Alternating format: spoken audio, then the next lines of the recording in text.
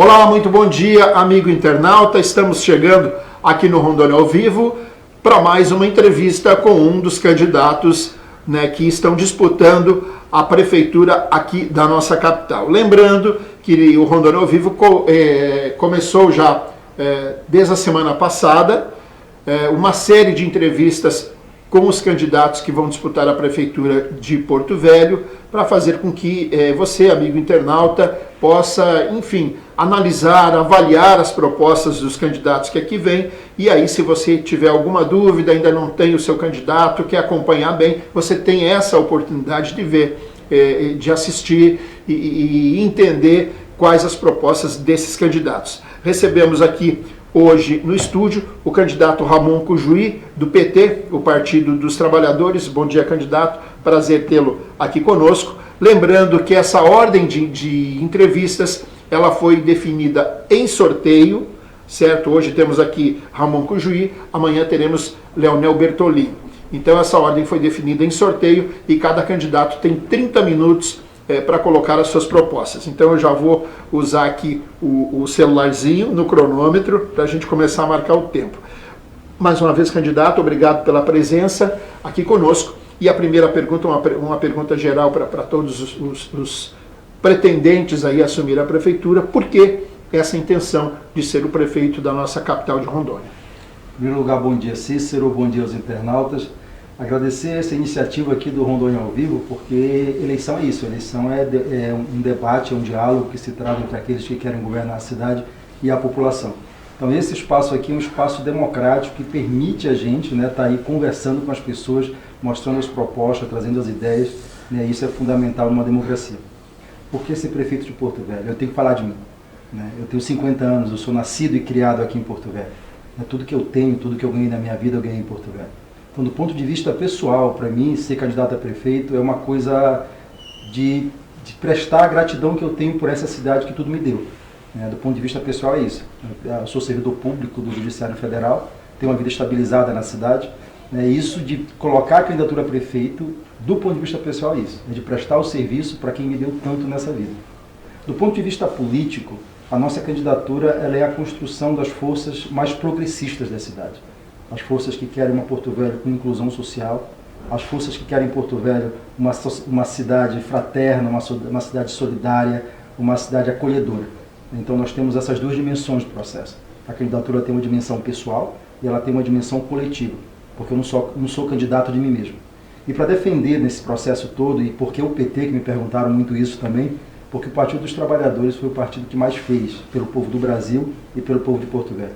Nós temos um legado na administração pública federal e na administração pública municipal. É por isso que eu me coloquei à disposição do partido e muito me honrou a escolha dos meus companheiros para representar o PT nessa disputa de 2020. O senhor acha que leva alguma vantagem, uma certa vantagem em relação aos demais candidatos, justamente por essa postura de esquerda, no momento em que o país vive uma situação de direita, talvez um pouco para o centro? Aí nós temos aqui um governador que se elegeu na linha Bolsonaro, nessa linha de direita, e temos um prefeito que exatamente não se sabe onde que está, mas não é de esquerda. Isso lhe ajuda? Isso lhe favorece? Eu quero assim, a discussão da campanha municipal ela não é tão ideológica. Ela é muito mais uma questão de resolver questões práticas que a população precisa. E nesse sentido eu acho que nós levamos uma grande vantagem, que é quando a gente apresenta o portfólio do que nós fizemos por Porto Velho. Essa é a grande vantagem que nós levamos. Não é por ser direita, não é por ser de esquerda, mas por ter trabalho prestado e apresentado para a população de Porto Velho. Eu tenho sempre dito isso. Se você quer ver, um parâmetro de comparação entre candidatos e propostas políticas, porque é disso que se trata, você compara os 8 anos que o PT governou Porto Velho, que era o companheiro Roberto Sobrinho prefeito, e compara os 8 anos seguintes como Porto Velho foi governado. Tem diferença? Muita diferença, muita diferença. Eu vou te dar um exemplo só, por exemplo, na área de saúde, que é uma área fundamental e que é prioridade 1 para a gente. Quando o Roberto encerrou o mandato, em 2012, nós tínhamos uma cobertura do programa Saúde da Família de 74% da população.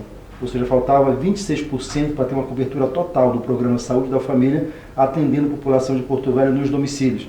Quando o Dr. Mauro entrega a Prefeitura em 2016, ele tinha ampliado esse programa para 81 equipes. E a cobertura ali, em função da população ter aumentado, tinha caído percentualmente para 63%. Você vai no site da Prefeitura hoje, você vê que em fevereiro desse ano nós tínhamos 66 equipes e a cobertura do programa Saúde da Família, que ele é importante e estratégico, tinha caído de 74% quando nós deixamos a Prefeitura para 44% agora no começo do ano, antes da pandemia. Então, isso é um número que não é irrefutável. Nós estamos colocando a comparação porque nós sabemos disso. E existem outros números para serem comparados. Na educação nem se fala. Fomos nós que mais fizemos escolas, mais fizemos creches, o atendimento de transporte escolar nunca deixou de faltar, né? O atendimento no Baixo Madeira nunca deixou de faltar, nós tínhamos ambulantes, tínhamos o barco da produção. Então, para nós, a vantagem que nós temos nessa eleição é o trabalho que o PT já fez por Porto Velho. E quando você compara com as duas gestões seguintes, você vê que não tem comparação. Esses números que o senhor coloca é uma questão de gestão? É uma questão de gestão, não tem a menor dúvida, de opção de gestão. Na saúde, por exemplo, na saúde, hoje a saúde não cuida da saúde, está cuidando da doença. Está esperando a população adoecer e procurar o sistema, procurar a UPA, procurar o posto de saúde. Se você fortalece o programa Saúde da Família, com as equipes indo nos domicílios, você está trabalhando na prevenção, na organização de uma cidade saudável. Você não está esperando a população ficar doente para tratar. E isso é um modelo de gestão, é um modelo de cuidar das pessoas. A saúde de Porto Velho hoje, o foco dela não é a saúde das pessoas, é exatamente o contrário, o foco dela é a doença. É esperar a pessoa adoecer para ir tratar a doença. E isso é um desperdício. Bom, o senhor já adianta, assim, com esse entendimento, que uma das suas ações, caso venha a ser eleito, é justamente investir na prevenção. Na prevenção, investir. A prevenção ela abrange uma série de ações. O fortalecimento do programa Saúde da Família para nós é fundamental. Você imagina que na pandemia, se nós tivéssemos isso estruturado na cidade e o governo federal, estadual e municipal tivessem tratado a situação de maneira séria, nós não teríamos a quantidade de óbitos que nós estamos tendo. Porque a pandemia ela tem uma estatística que é cruel. Os especialistas no começo disseram que era um vírus com uma taxa de letalidade de 3%. Se você pega a quantidade de infectados e a quantidade de óbitos, está batendo praticamente isso, é 3 ponto alguma coisa por cento. É só botar o cálculo na mão. Tipo assim, isso é uma estatística dos infectologistas. Qual era, então, o remédio que devia ser usado? Era diminuir a quantidade de contágios. Quanto menos contágio você tem, menos gente morta você tem. É uma matemática macabra, mas é isso. O senhor acha que faltou uma estratégia de combate à pandemia no município? No município e no país. No município e no país. Quando o presidente diz assim que é uma gripezinha, ele estimula comportamentos irresponsáveis. Estimula isso. Se você contém... Qual é a estratégia? Você, primeiro, identificar o contágio. Segundo, você fazer o rastreamento do contágio. Terceiro, você fazer a contenção do contágio. Aí você isola o vírus. Na China, hoje, o camarada espirrou, os caras acham que é contágio, eles cercam o bairro, isolam o bairro 30 dias isolado. Porque lá tem 1 bilhão de habitantes. Se o contágio se alastra, a consequência numérica disso é avassaladora. A estratégia era você conter o contágio. Não é um excesso de zelo, um excesso de cautela. É estratégia, porque é matemática. De cada 100 que são contagiados, 3 morrem. É uma matemática macabra, mas é isso. Você pega a quantidade de contágio no Brasil e calcula a percentual de 3% e vai dar a quantidade de óbitos. Então, para você reduzir a quantidade de óbitos, você tem que reduzir o quê? A quantidade de contágio. E era aí a estratégia. Isso não aconteceu, nós perdemos o controle do contágio, essa é a verdade. Nós estamos hoje aí ao sabor do vento, tendo que apagar incêndio, quando você poderia ter criado uma situação, uma estratégia de combate à pandemia, que seria muito mais segura. Pessoas iam morrer, não há a menor dúvida disso, mas a quantidade absurda que morreu é responsabilidade da má gestão, da insensibilidade, da inconsequência dos governos, principalmente do governo federal. Bom, como o senhor já entrou na questão da saúde, vamos para o saneamento básico. Hoje, o que o senhor tem no seu projeto para Porto Velho? E o senhor sabe a realidade de Porto Velho no global, a nível de Brasil. Sim. Primeiro dizer que as pessoas, quando falam em saneamento básico, elas pensam no esgotamento sanitário, tratamento do esgoto. E o saneamento básico ele tem 4 pilares. É a drenagem das águas pluviais, a coleta de resíduos sólidos, a água tratada e o esgotamento sanitário. Quando a gente fala em saneamento básico, tem que falar dessas 4 coisas.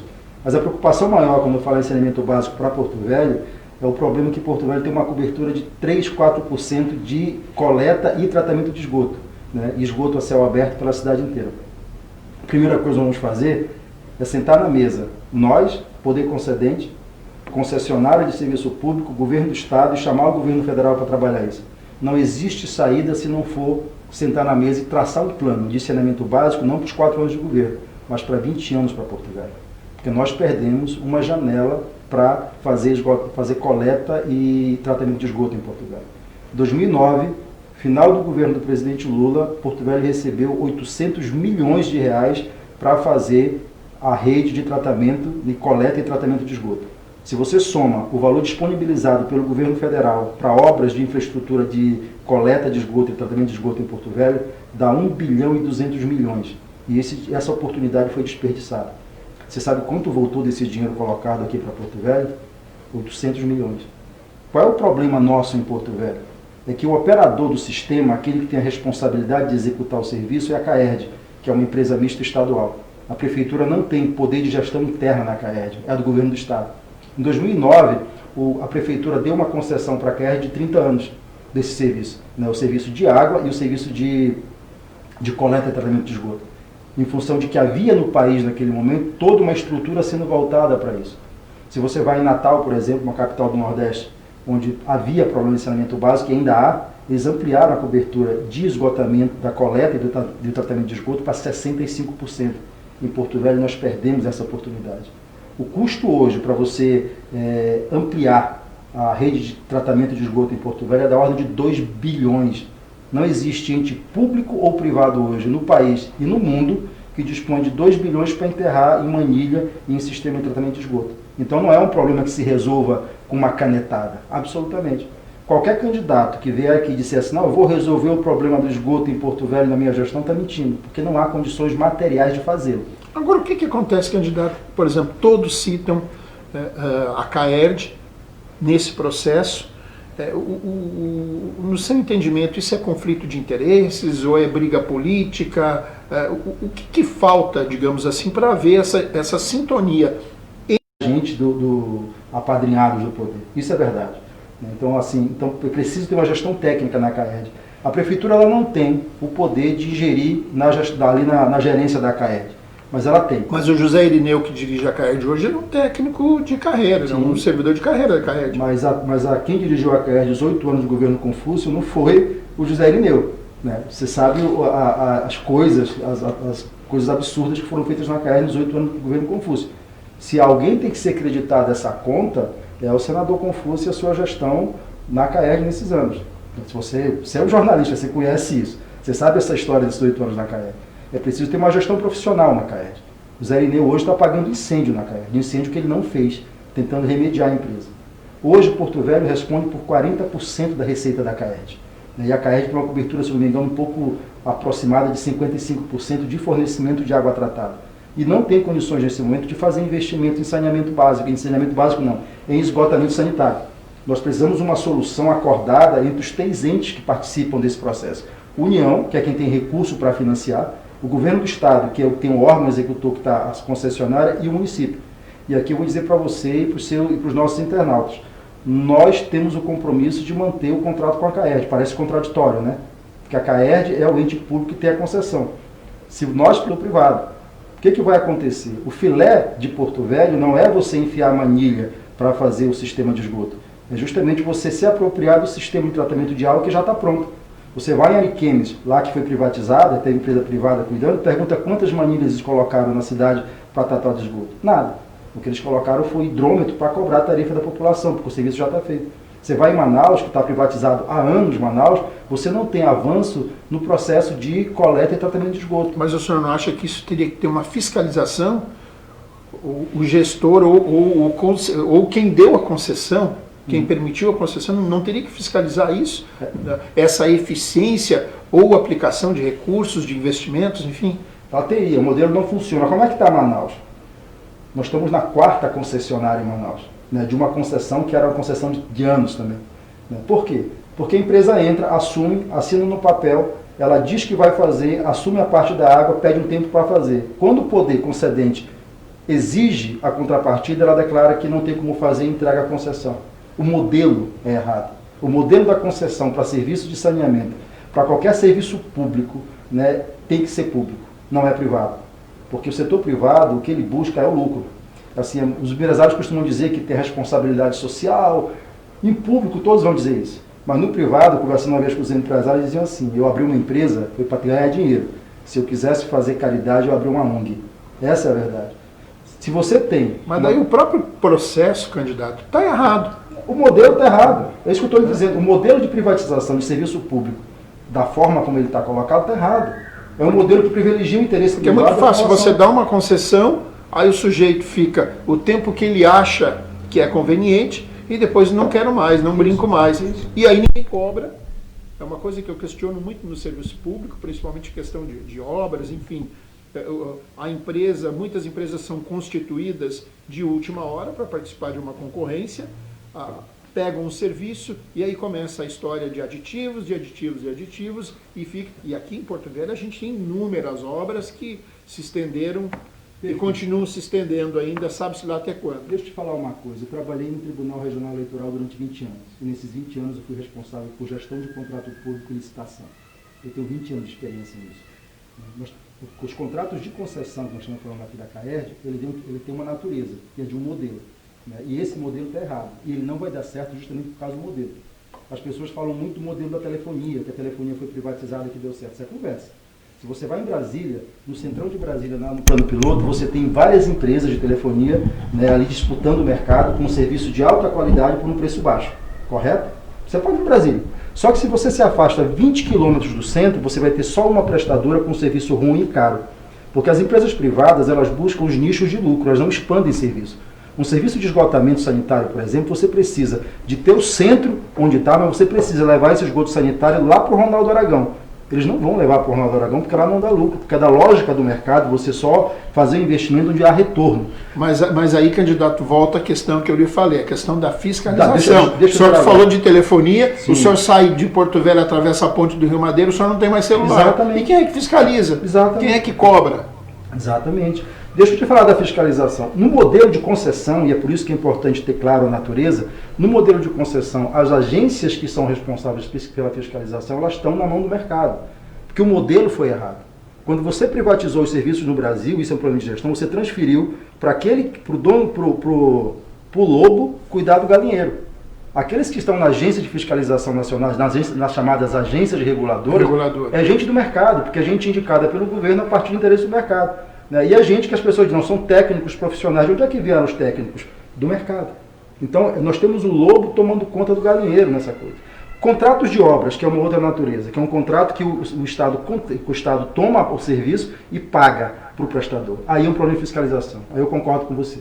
Eu trabalhei com isso muito tempo. Assim, normalmente, aquele que contrata com o governo, ele leva com ele a certeza de que ele não vai ser fiscalizado. Então ele vai deixando correr. Né? E aí tem um aditivo, e ali... Eu estou lidando aqui, tratando que não há processo de corrupção no meio, que é um processo normal. Tira a corrupção. No normal, ele vem para isso, para reduzir custo e para otimizar o lucro daquele contrato. Se o ente público não fiscaliza o contrato, aí pode contar que vai dar problema. Nós tínhamos várias obras aqui. Mas se o senhor venha a ser eleito, o senhor vai conseguir mudar isso? Para fiscalização de obra é tranquilo, porque você tem que dar uma diretriz. Eu fui pregoeiro, fui fiscal de contrato, gestor de contrato. Eu sei como é que funciona isso. Numa obra, você tem um cronograma físico-financeiro. Você tem um tempo para executar a obra e paga conforme aquilo que está ali. É isso, não tem mistério fazer acompanhamento de obra. Se você tem um cronograma físico-financeiro, você tem que construir tal etapa da obra nesses meses, você tem que cumprir aquela etapa. Se você não cumpriu aquela etapa, você tem multa, ou deveria ter no contrato a multa, porque eu redigi muito contrato. Você precisa ter, para cada obrigação não feita, uma punição para aquilo. Isso tem que estar no contrato. Na primeira que o camarada escorregou, você tem que aplicar a multa nele, que é para ele saber que ele não está brincando. Qual é o problema hoje? Você deixa o camarada aí com a obra, aí ele fala, não tenho como, tem que fazer aditivo. Né? Aí, por circunstâncias outras, ou para não parar a obra, ou por questões de ter acertos anteriores, você acaba girando uma bola de neve que as obras não acabam. Isso acaba. E aí o tempo vai passando. Estou dizendo uma coisa para você, gestão de contrato público na prefeitura, pode deixar que isso vai ser modificado, porque isso aí eu conheço, são 20 anos trabalhando com isso. Certo, candidato, a gente começa a entrar num tema aqui, educação. Como é que o senhor vê a questão da educação no município de Porto Velho? Temos crianças aí com mais de 2 anos sem aula, isso pode mudar? No seu plano de governo já tem uma estratégia para atender essas crianças que foram prejudicadas e fazer com que o serviço venha a ter um mínimo de excelência, digamos assim? Olha só, o governo que mais investiu em educação no país e no município foi o governo do PT. Na época do governo que a gente tinha transporte público, nunca faltou um dia de aula por falta de transporte público. A gente tinha uma estrutura para atender as pessoas. Nesse momento, o serviço de educação, não só em Porto Velho, mas no mundo todo, ele está sendo direcionado em função da pandemia. É uma outra dimensão. Nós precisamos, nesse momento, primeiro, ter a estratégia de retorno às aulas que nós estamos conversando, de forma segura, para as crianças, para as famílias e para os profissionais de educação. Primeira coisa é isso, nós não estamos numa situação normal. Não tem como você pensar hoje uma saída para a educação sem levar em conta o fator da epidemia, que ele é preponderante nesse momento. Esse problema dos 2 anos perdidos de ano letivo, as crianças agora, em setembro, encerrando 2018, se agravou justamente por isso, se agravou por conta da pandemia. Tipo, não tem como você falar hoje em educação sem pensar em saídas, né, utilizando a pandemia como elemento central desse processo.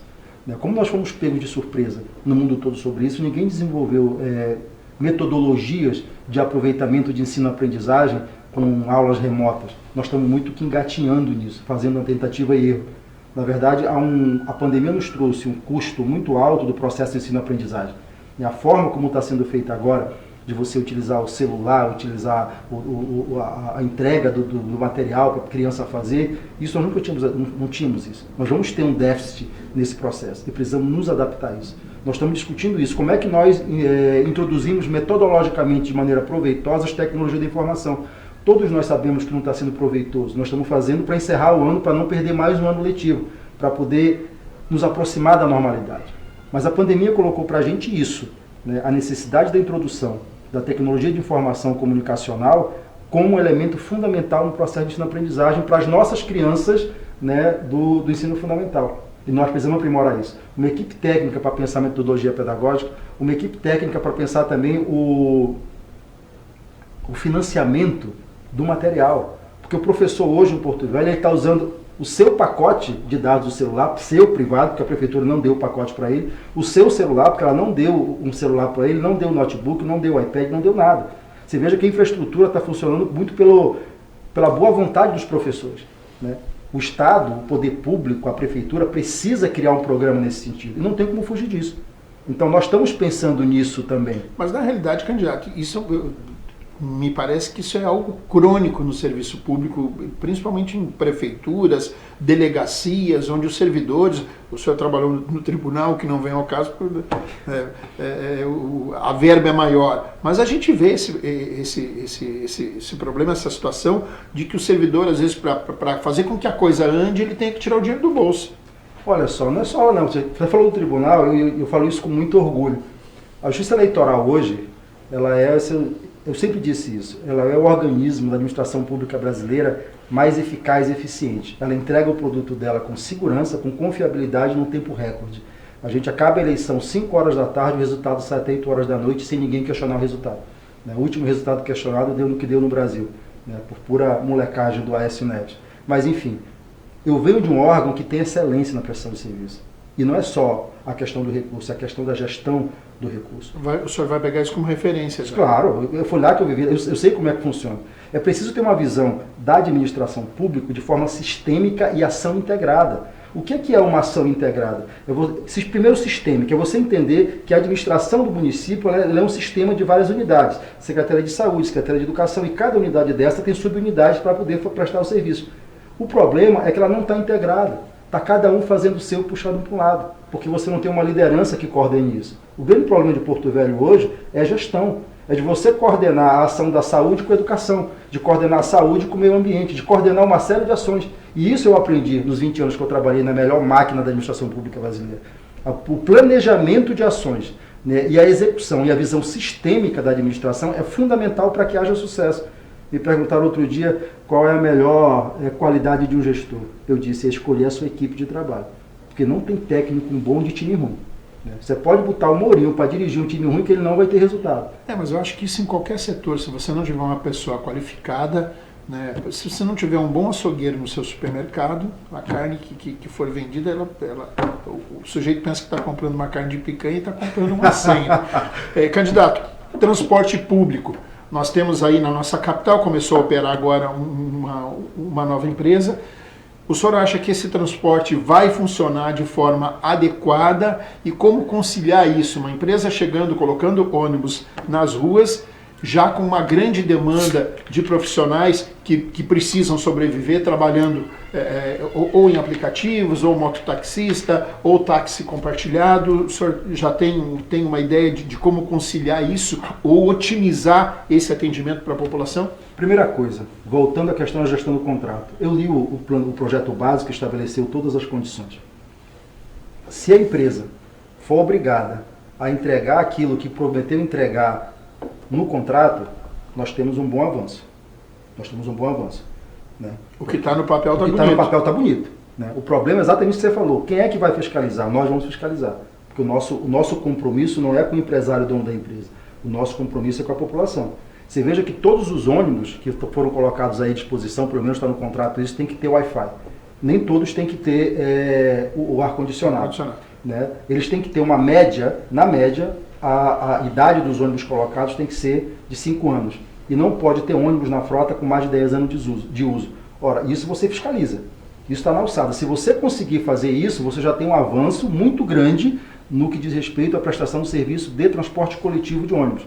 É um absurdo, né, que nós temos que levado 4 anos para fazer essa contratação, e quando fez essa contratação já embutiu aumento de valor de passagem. Porque nós estamos pagando hoje R$ 3,80 por um serviço ruim. E vamos passar para R$ 4,05 de um serviço que a gente não sabe como é que vai ser. Mas independentemente de qualquer coisa, no momento de pandemia, que a população perde o seu poder de compra, perde renda, ela vai ser obrigada a desembolsar mais dinheiro por um serviço que ela já pagou. E grave, quem tinha no cartão do consórcio SIM dinheiro carregado não vai poder utilizar no sistema novo. Ou seja, a população está sendo prejudicada e muito. E a prefeitura faz de conta que não é com ela. Diz, não, procure lá o consórcio para ver se vai ter a sua reintegração desse valor. O sistema de transporte de Porto Velho, uma das partes é o coletivo. E a gente vai trabalhar na fiscalização em cima lá. Não tem como você romper o contrato nesse momento, até porque o contrato ele foi objeto de questionamento na Justiça. A juíza terminou a suspensão do contrato, primeira instância, o Tribunal de Justiça manteve a suspensão e o Superior Tribunal de Justiça determinou que se continuasse o contrato. Então não há como suspender, romper contrato. O que há, sim, é fiscalizar esse contrato, abrir as planilhas de composição de custo, né, para ver se é possível baixar o custo da tarifa ou segurar esse preço da tarifa. O que a gente acha que é injusto a população pagar isso. A gente precisa, né, abrir essa planilha de custos que foi colocada, até porque a planilha de custos que foi colocada foi com base em informações do projeto básico que foram dadas justamente pela própria empresa anterior. Então tem muita coisa que pode ser melhorado nesse sistema. Por exemplo, não tinha no projeto básico a coisa do tempo da integração. Tinha o tempo, né, que era 1h30. O cidadão pegou o ônibus aqui, em 1h30 ele pode fazer a integração. Não tinha como ia ser feita essa integração dentro do sistema. Aí a prefeitura esclareceu esses dias, está num outro site aí, como é que ela vai fazer. O cidadão pode pegar o ônibus agora, em 1h30 ele pode integrar com outro ônibus, mas não para voltar, só para ir para adiante. Não tem graça assim, né? Porque ele obriga o cidadão, se eu quero ir para o centro, fazer alguma coisa e voltar para minha casa e o tempo de integração é 1h30, por que eu não posso pegar e voltar? Né? Por que eu tenho que privilegiar o interesse do dono do transporte de eu ter que me mandar para outra zona da cidade para eu ter que usar uma outra passagem para voltar? Isso para mim é uma coisa incoerente por parte da prefeitura, porque ela passa a privilegiar o interesse do concessionário e não da população. Nós temos táxi compartilhado, que não está regulamentado, mas hoje é um dos maiores modais de transporte que a população usa, é preciso regulamentar. A prefeitura precisa regulamentar essas situações, chamar os taxistas, chamar os motoristas de aplicativos, os mototaxistas para regulamentar o sistema. Porque no final das contas são todos trabalhadores e trabalhadoras que querem o pão de cada dia para suas famílias. É preciso dialogar e criar um sistema regulamentado. Porque nós temos um problema no que diz respeito ao transporte no país inteiro. Onde o poder público não regulamentou o transporte, o crime organizado regulamentou. Você pode ver transporte de van, transporte disso, daquilo em outras capitais, que quando o poder público demorou para entrar, o crime organizado entrou primeiro e transformou o caos, que já era ruim na prestação de serviço, no processo de polícia, de disputa de território por crime organizado. Candidato, nós estamos quase chegando ao final. Informalidade.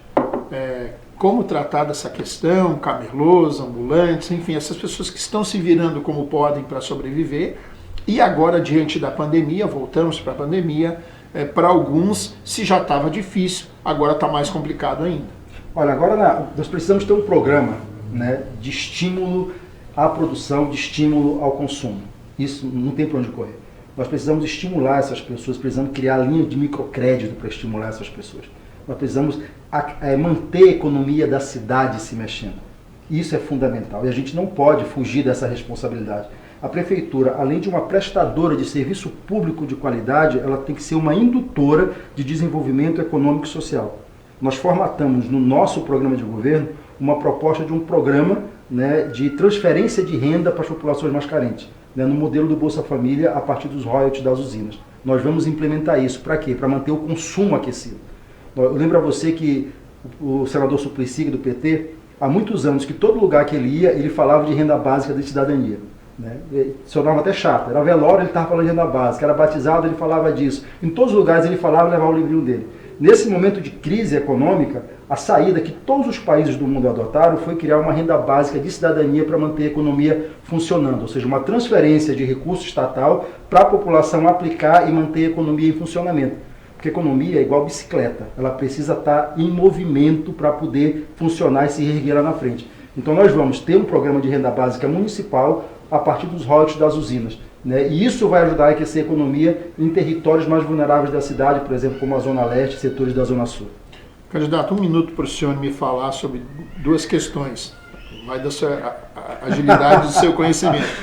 Os distritos, o atendimento, a atenção aos distritos, alguns como Nova Califórnia, extrema 350 quilômetros da capital, e os nossos agricultores, a nossa agricultura familiar, aquele produtor que acorda cedo, 4 da manhã, está na feira com o seu produto. Olha só, primeiro, ele não está na feira com o seu produto, porque não tem como escoar e não tem apoio da prefeitura para o transporte. São duas realidades diferentes do distrito. Nós temos a realidade que vai do Jaci até Nova Califórnia, extrema ponta do Abunã, e nós temos a realidade que pega aqui de São Carlos e desce até Demarcação. São realidades geoeconômicas diferentes. Na ponta do Abunã nós temos uma expansão de plantação de soja e agronegócio, que é um pressionador da agricultura familiar, e por baixo Madeira nós temos uma agricultura familiar de subsistência num outro modelo que não é o modelo do agronegócio ou do tipo de agricultura que se pratica no sul, que é o que se pratica na ponta do Abunã. É preciso criar um programa, por exemplo, de compra do produto da agricultura familiar para os programas da prefeitura. Colocar na merenda da criançada, isso tinha no programa na época que a gente era governo. Né? O PA, você fomenta a produção e garante a compra do produto. Você precisa criar programas para facilitar o escoamento desse produtor e criar os espaços para a comercialização destes produtos. E mais ainda, nós precisamos estimular a produção agroecológica desses produtos na nossa cidade. Agora, essa questão que o senhor colocou de comprar esses produtos, fazer justiça aqui com o ex-comandante do 5º BEC, o coronel Emerson Moraes, que programava, fazia a licitação, enfim, um pregão com os produtores para fornecer esse alimento, essa verdura, para os militares. É uma iniciativa boa porque tem quem compra. Tem gente para vender e tem quem compra. Exatamente. O Estado brasileiro, na esfera federal, estadual e municipal, pode fazer indução econômica a partir do seu poder de compra. É um poder de compra muito grande. O município tem um poder de compra grande. Então ele precisa usar esse poder de compra que ele tem para fazer política econômica e não deixar a economia do município parar.